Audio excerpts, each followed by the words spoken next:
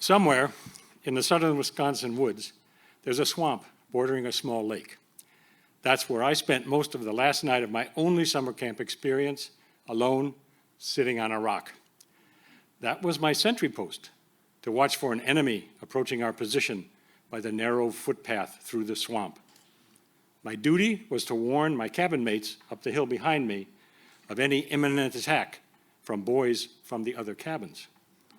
The clear night and the full moon let me see across the swamp to the woods on the other side, and if I stayed alert, I'd have time to sound the alarm and retreat without becoming a casualty.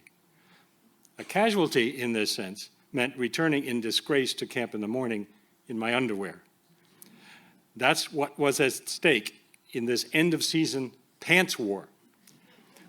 Imagine a ruthless overnight battle of cabin against cabin, each housing 8 to 10 preteen boys, to separate any other cabin's occupant from his pants. The cabin with the most captured trousers, shorts, jeans, whatever, would be the winner. The teams were free until sunrise to hide, roam, and attack anywhere on the camp's woods, lake, and fields. I know it's hard to imagine that kind of Lord of the Flies anarchy today, but there it was. My team needed a sentry at the swamp because we chose a defensive strategy. We set out after sunset toward the swamp, not to find the boys from the other camps, but to find a spot easy to defend. It was a warm southern Wisconsin night, so it was easy to follow the trail, guided by the full moon. Our trail led through some woods and down a slope to a narrow footpath through the center of the swamp. We followed the footpath across and up the hill on the other side. At the top, we found level ground, a good place to hide and defend. It looked safe. Only a single avenue of attack, or so we thought.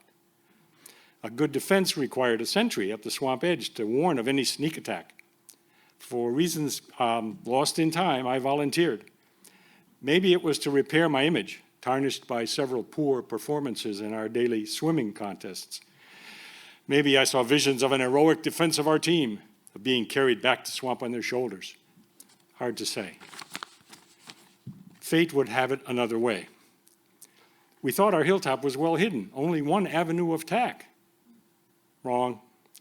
Another path from the cabins led to the back side of the hill. After I'd sat for hours calmly watching the cattails, another cabin came up the back way and struck. I heard the yelling right away, but hesitated. Was this just a diversionary attack? Should I abandon my post without orders? Well, nothing was coming my way, so I ran up to join the battle. But by the time I got up the hill, the attackers were repulsed. They made off with only one prize, wrestled off one cabin mate. He was a small, chubby guy, as I recall, who lay thrashing around on the ground, whining about his loss.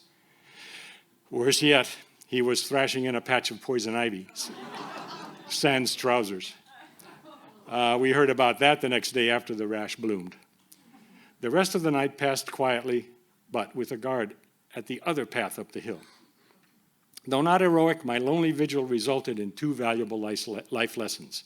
First, that it could be peaceful, even pleasant, being alone in the dark, in spite of being unprotected from snakes or other swamp creatures, or even the odd vampires or werewolves that might emerge under a full moon.